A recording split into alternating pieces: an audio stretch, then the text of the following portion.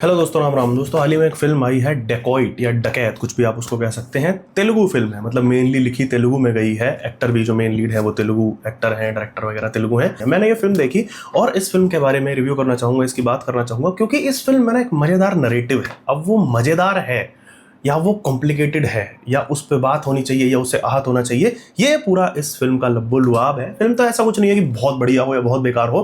Film के बारे में बात करेंगे, लेकिन मेनली उस नरेटिव के बारे में बात करेंगे। और मेरा एक खराब अनुभव जो रहा इस फिल्म को लेकर के, भाषा को लेकर के, उसके बारे में बात करूंगा। तो अगर आप इस चैनल पर पहली बार आए हैं तो कृपया करके चैनल सब्सक्राइब कर दीजिएगा, और अगर वीडियो अच्छी लगे तो लाइक जरूर करें। अकेले अकेले ना देखें, शेयर जरूर करें वीडियो। आइए शुरू करते हैं। तो जैसा कि आप जानते हैं, किसी तरह का मैं स्पॉइलर नहीं देता हूं कभी भी किसी भी फिल्म के रिव्यू में, तो यहां पे भी वो नहीं होगा। और स्टोरी जो कि फिल्म की इंटरेस्टिंग है तो उसके बारे में अंत में बात करेंगे, क्योंकि वही मेन कैच है। सबसे पहले एक्टिंग पे आ जाते हैं। फिल्म में मेन लीड में है, प्रोटैगनिस्ट की भूमिका में, अदिति शेष और मृणाल ठाकुर। मैंने दोनों ही लीड्स को लगभग पहली बार देखा, मतलब मेन लीड एक्टर को तो पहली बार एक्टिंग करते हुए देखा, और फीमेल लीड जो हमारी मृणाल ठाकुर हैं उनको एक दो बार देखा है, लेकिन ऐसे रोल्स में देखा है जो उतने रेलेवेंट नहीं थे, जहां उन्हें एक्टिंग दिखाने का उतना मौका नहीं मिला।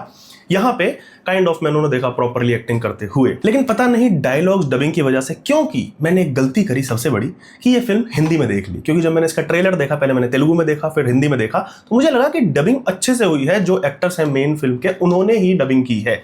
लेकिन दोस्तों, ये मेरी भूल थी। मेरी जबान टूट गई यार, मैं मरी जाऊंगा भगवान। इस तरीके का मेरे साथ हो गया कि मैंने फिल्म हिंदी में देख ली, पता नहीं उसकी वजह से या फिर सचमुच में ये एक्टर्स ऐसे हैं। बड़ी क्रिंज सी एक्टिंग लगी, डायलॉग्स अलग जा रहे हैं, एक्टर्स अलग जा रहे हैं, और ऐसा लग रहा है कि तालमेल नहीं है दोनों का, पता नहीं क्यों।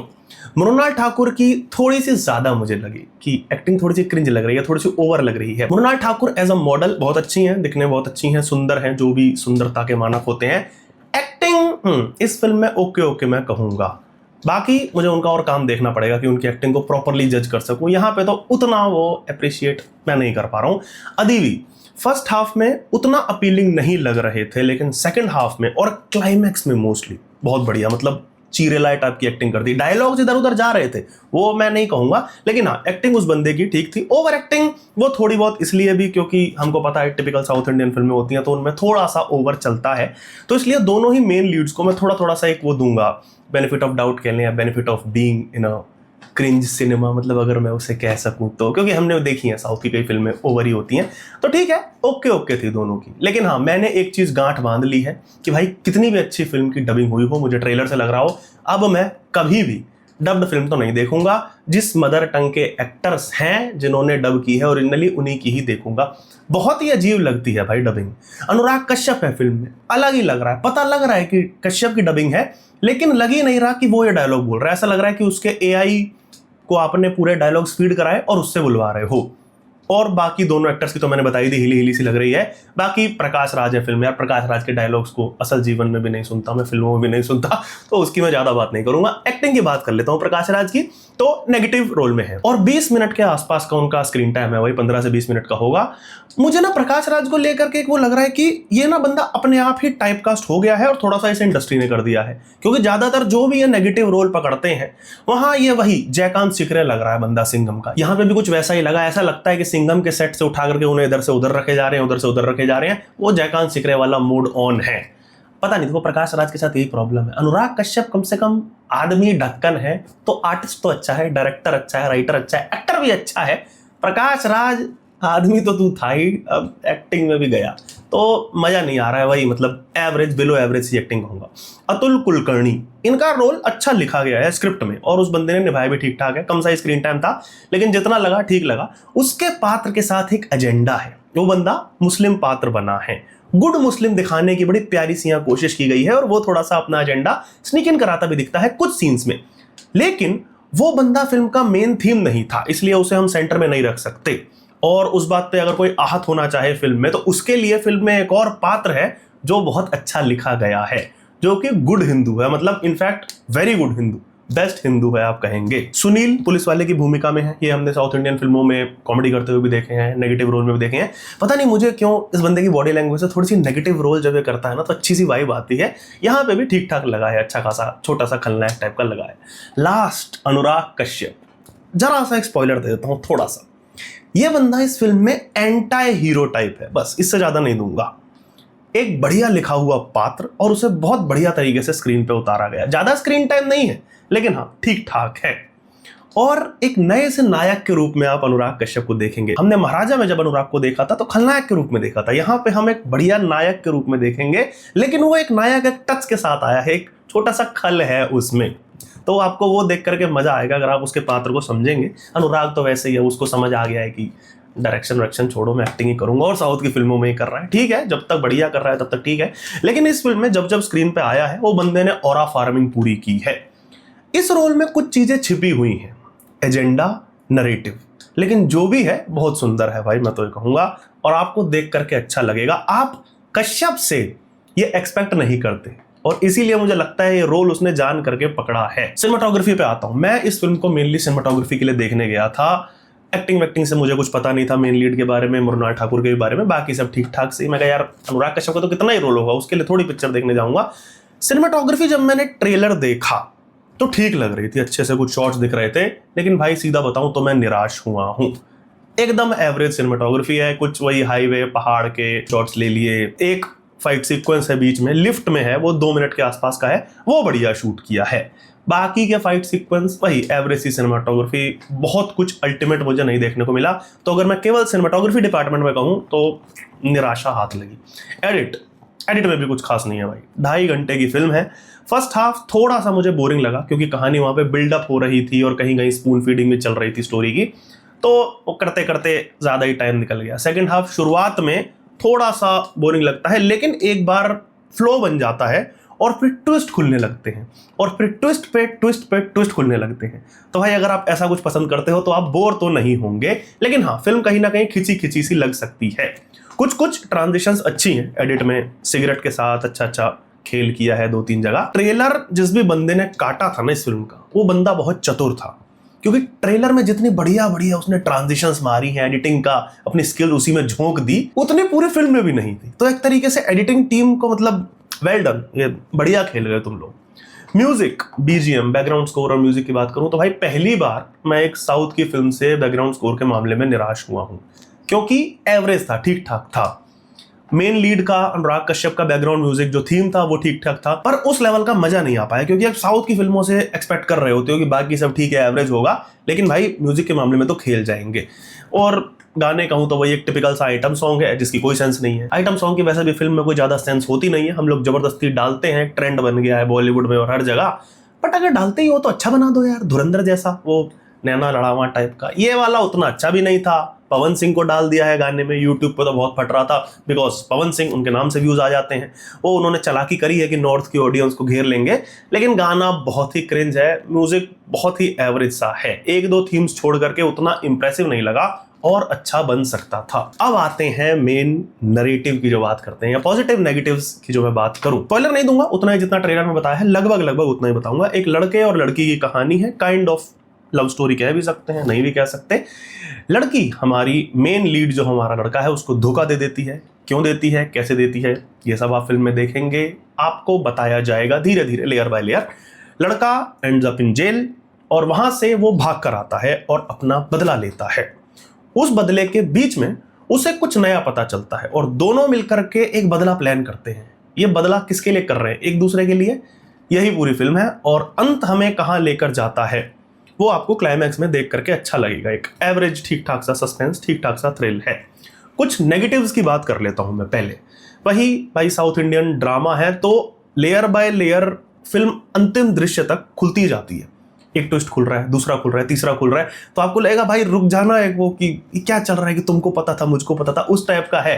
कई लोग वो चीज एंजॉय करते हैं, तो अगर आप ये चीज एंजॉय करते हैं तो आपको ये चीज बढ़िया लगेगी। अगर आप बोर हो जाते हैं तो आप कहोगे ठीक है भाई जल्दी खत्म कर, वैसा सा है। दूसरा, लैंग्वेज का बैरियर। जैसा कि मैंने आपको बताया, मेरा एक्सपीरियंस बहुत ही खराब रहा भाई। Acting just because of dubbing cringe लगी। या तो मुझे आदत नहीं है हिंदी में उस तरीके की डबिंग देखने की जो सेट मैक्स पे देखा करते थे। अब मैं उस तरीके से फिल्म देखने लगा हूं कि तेलुगु की होती है तो तेलुगु में, तमिल की होती है तो तमिल में, क्योंकि तभी असली मजा आ पाता है। पता नहीं लैंग्वेज की वजह से या कोई और वजह थी, ये एक्टर्स दोनों ही थोड़े से क्रिंज लगे और बढ़िया लग सकते थे। इनकी मैं और फिल्में देखनी चाहूंगा, तब मैं और प्रॉपर्ली जज कर पाऊंगा कि क्या ये बढ़िया एक्टर्स हैं दोनों या नहीं। एक बड़ी तगड़ी वो लूप होल टाइप का है। 2005 में हमारा एक सीक्वेंस दिखाया है जहां पे हमारे दोनों ही लीड लगभग 20 से 25 साल के हैं, और उसके बाद सीधा जंप किया है 2021 पे, यानी 16 साल का डिफरेंस। यानी कि हमारे लीड 40 प्लस हो जाने चाहिए थे। ये एज डिफरेंस आपको दोनों की शक्ल पे दिखेगा नहीं। आप कहोगे क्या भाई 16 साल हो गए बुढ़ापा दिखने लगता है, तो वो नहीं दिख रहा है, वो पता नहीं क्यों किया है। 2005 क्यों दिखाया, उसको दिखा सकते हैं 2015-12, पता नहीं डायरेक्टर ने ऐसा क्यों किया, बट ठीक है किया है। बैक स्टोरी थोड़ी सी स्पून फीड कराई गई है, सीधी सीधी कहानी सुना रहा है हमारा हीरो, और अच्छे से उसे दिखा सकते थे, विजुअली दिखा सकते थे। लेकिन फिर वही कहूंगा कि टिपिकल साउथ इंडियन फिल्म देखने वाली जो ऑडियंस होती है उनको ये चीज ठीक लगती है, तो मैं अपने हिसाब से जज नहीं करूंगा। मेरे लिए वो चीज नेगेटिव हो सकती है, लेकिन ज्यादातर लोगों के लिए वो चीज ओके ओके होती है, उनको अच्छा लगता है स्क्रीन पे ऐसे कहानी अगर नरेट हो रही हो। चौथा थोड़ा सा नेगेटिव इसको भी कह सकते हैं मेरे लिए, कि मैंने जो थ्रिल था वो बहुत पहले गेस कर लिया था, तो मुझे हैंड में वो एड्रेनलिन रश, वो आनंद टाइप का नहीं आया। लेकिन जो एवरेज सिनेमा गोअर्स होते हैं उनको मजा आएगा थ्रिल देख करके। क्लाइमेक्स में तो आपको बहुत मजा आएगा, ये मैं कह सकता हूं। एजेंडा पे आ जाते हैं, लेकिन क्या एजेंडा को नेगेटिव में डालना चाहिए, उस पर मैं बात करूंगा, इसलिए मैं पॉजिटिव्स पे आ जाता हूं। पॉजिटिव्स में सबसे पहले बात करूंगा अनुराग कश्यप। इस आदमी ने जो अवतार पकड़ा है, उसकी वजह से जो लोग उसे एंटी हिंदू, एंटी सनातन, ये वाली जो कीचड़ उछालते हैं उस आदमी के ऊपर, वो लोग अपने बाल नोच लेंगे।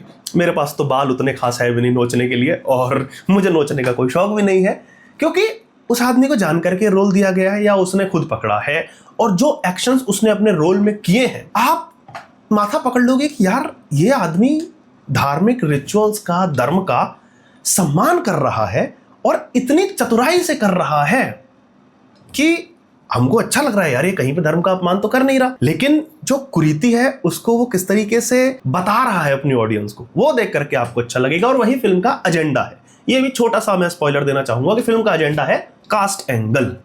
कास्ट एंगल उसमें दिखाया गया है। अब आप कहोगे कि भाई तू इसे पॉजिटिव में क्यों बता रहा है, उसका एक कारण है, क्योंकि यहां पे बिना किसी पर्टिकुलर कम्युनिटी को टारगेट किए ये किया गया है फिल्म में।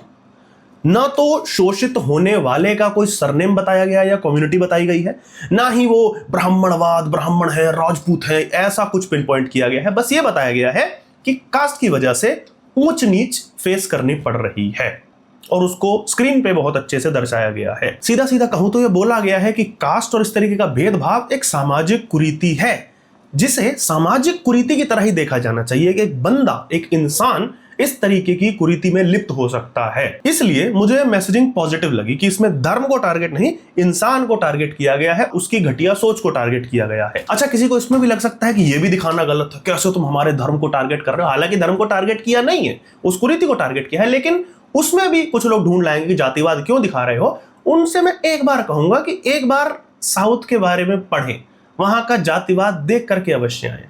आई एम सॉरी टू से, लेकिन वहां भर भर के जातिवाद है। और मजेदार बात यह है कि वहां सब कास्टिस्ट हैं, छोटा बड़ा ऐसा कुछ नहीं है कि कोई अपर कास्ट है, कोई लोअर कास्ट है, और एक कास्ट से नहीं, आपस में भी एक दूसरे से घृणा करते हैं। दलित दूसरा दलित से भी वहां पे घृणा कर रहा है। कुछ so called South Indian Brahmins हैं जो बाकी ब्राह्मणों तक को खुद से नीचा समझते हैं, तुच्छ समझते हैं। तो यस, ये एक सच्चाई है, किसी को बुरा लगे तो लग सकता है। आप किसी से मिल सकते हैं, बात कर सकते हैं, और आपको चीजें क्लियर हो जाएंगी। तीसरी चीज, मैं इसे पॉजिटिव में क्यों कह रहा हूं, बिना धर्म को बीच में लाए कास्ट को सामाजिक कुरीति की तरह दिखाया गया है। मतलब कोई भगवान, कोई देवता ऐसा करने को कह रहा है, ऐसा कहीं नहीं दिखाया गया। किसी पुस्तक में, किसी पुराण में कहीं लिखा है, इस तरीके से कोई टारगेटिंग नहीं की गई। ये लोगों के द्वारा बनाई, इंसानों के द्वारा बनाई घटिया सोच है, और कुछ घटिया लोग ये करते हैं, ये बहुत अच्छे से दिखाया गया है। क्योंकि फिल्म में जो भगवान का असली भक्त दिखाया गया है, वो ऐसा दिखाया गया है कि वो तो इस सब में मानता भी नहीं है, और फिल्म का जो भगवान का असली भक्त है और जो पात्र है, वो आपको ये चीज बहुत अच्छे से बता देगा और स्क्रीन पे दिख भी जाएगी। चौथी चीज, नैरेटिव से इतर फिल्म की जो अच्छी चीज थी वो थी स्टोरी। मतलब एक्टिंग कहीं ना कहीं इधर उधर हो गई हो, लेकिन स्टोरी थोड़ी सी प्रेडिक्टेबल थी, बट हाँ, जो लोग एवरेज मूवी गोअर्स होते हैं उनके लिए ओके ओके है। लव स्टोरी का अच्छा एक एंगल है, सोशल मैसेजिंग है, ठीक ठाक रोमांस दिखा दिया है, एक्शन, मतलब कुल मिला के एक एवरेज मसाला फिल्म बना दी है। एक लाइन में कहूं तो एक average little masala, little drama, little love story, little narrative based normal South Indian film आप फैमिली के साथ इसको एंजॉय कर सकते हैं, मन करे तो थिएटर पे जाना। वैसे थिएटर जैसा कुछ है नहीं, क्योंकि मैंने बताया साउंड उतना वो नहीं है, सिनेमाटोग्राफी इतनी वो नहीं है, लेकिन हाँ इस फिल्म को देखिएगा जरूर, जब भी देखें, OTT पे आए या टीवी पे आए, जैसे भी फिल्म ठीक बनी है। तो दोस्तों ये मैंने डकैत फिल्म का रिव्यू करने का प्रयास किया। अगर आपने फिल्म देख ली है तो मुझे कृपया कमेंट में बताइएगा इस फिल्म को लेकर के आपके क्या विचार हैं, भाषा की मर्यादा बनाए रखते हुए। और अगर आपने फिल्म नहीं देखी है तो मैंने कुछ पॉइंट्स बताए जिससे आप डिसाइड कर सकते हैं कि आपको फिल्म देखनी या नहीं देखनी। अगर आपने वीडियो यहाँ तक देखा तो कृपया करके वीडियो को शेयर जरूर करें, लाइक करें, अगर आपको अच्छा लगा हो तो कमेंट करके अपने विचार बताएं, और अगर चैनल पर पहली बार आए हैं तो चैनल सब्सक्राइब कर दीजिएगा। वीडियो यहाँ तक देखने के लिए आपका बहुत बहुत धन्यवाद।